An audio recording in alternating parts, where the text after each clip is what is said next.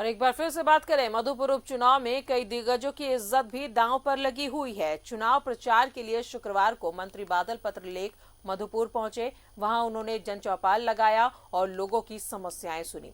इस मौके पर उन्होंने कहा है कि दिवंगत हाजी हुसैन अंसारी का सम्मान करते हुए यहां की जनता उनके बेटे को ये सीट देगी। उन्होंने कहा है कि यहां की जनता समझदार है और 1.5 साल के बेहतर कामकाज को देखते हुए अपनी मुहर लगाएगी।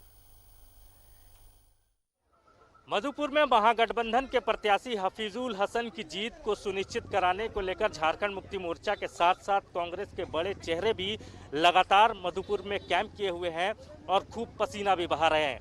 हमारे साथ इस वक्त बात करने के लिए राज्य सरकार के कृषि मंत्री बादल पत्रलेख। बादल जी, आप तो बगल के ही हैं, आप तो पहले भी यहाँ थे। क्या मीड और मिजाज देख पा रहे हैं मधुपुर की जनता का इस बार?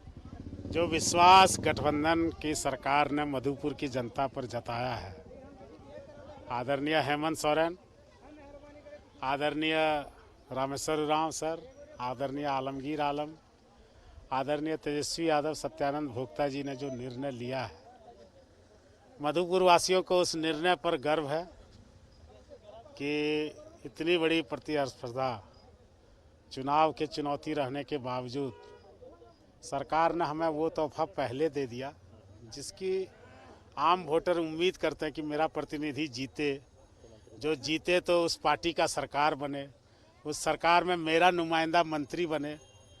अब भी हम यदि ऐसे हफीजुल को जिस तरह हाजी साहब मंत्री थे, हमने यहाँ की जनता का सम्मान किया, हाजी साहब का सम्मान किया, उन्हें मंत्री बनाया। तो इस सम्मान का फल देगी मधुपुर की जनता? ये जो मास्टर स्ट्रोक आप लोग चले, इस मास्टर स्ट्रोक का असर दिखेगा इस चुनाव में? आप सब जगह घूम रहे हैं, चूँकि मेरा बगल का क्षेत्र मधुपुर है, तो मेरी सबसे बड़ी जवाबदेही और जिम्मेदारी बनती है कि अपने साथ ही गठबंधन के कैंडिडेट को जिताकर यहाँ से रांची तक ले जाए। पर बीजेपी भी यहाँ कैंप किए हुए है। बीजेपी तो कह रही है कि संभावित हार को देख के आपने पूरी कैबिनेट लगा दी। अगर इतना ही भरोसा था तो इतना भारी भरकम फौज लगाने की मधुपुर में जरूरत थी कहाँ? बीजेपी अपने भविष्य को यहाँ पर लड़ने के लिए सोच रही है, लेकिन जिस तरह से बीजेपी ने 1 नंबर के बीजेपी को साइड करके 2 नंबर के बीजेपी की एंट्री की है, 1 नंबर बीजेपी को दरकिनार करते हुए 2 नंबर को मुख्यमंत्री पद के लिए घोषणा की है, और जो उनके बड़बोले नेता ने ये घोषणा कर दी कि आप ये सीट को जिताइए, हम 10 तारीख को सरकार बनाएंगे, अमुक व्यक्ति को मुख्यमंत्री बनाएंगे, तो ये सब बातें, हल्की बातें इस चुनाव के आड़ में नहीं आना चाहिए। हम लोग कल भी यहीं रहेंगे और आप भी यहीं रहेंगे।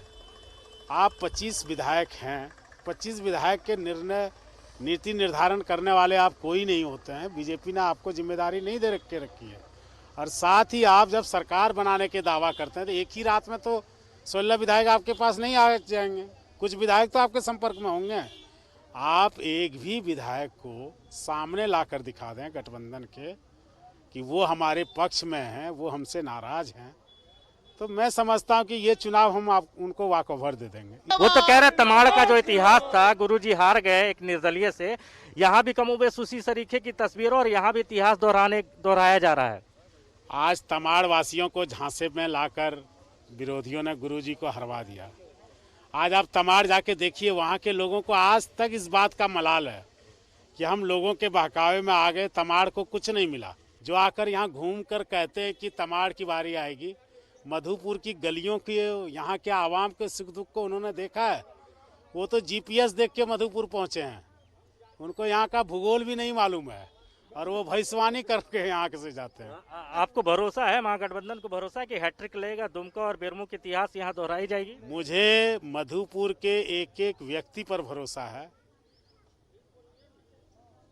कि हाजी साहब के सम्मान में, हेमंत सोरेन के विश्वास में कहीं कोई कमी नहीं आने दी जाएगी।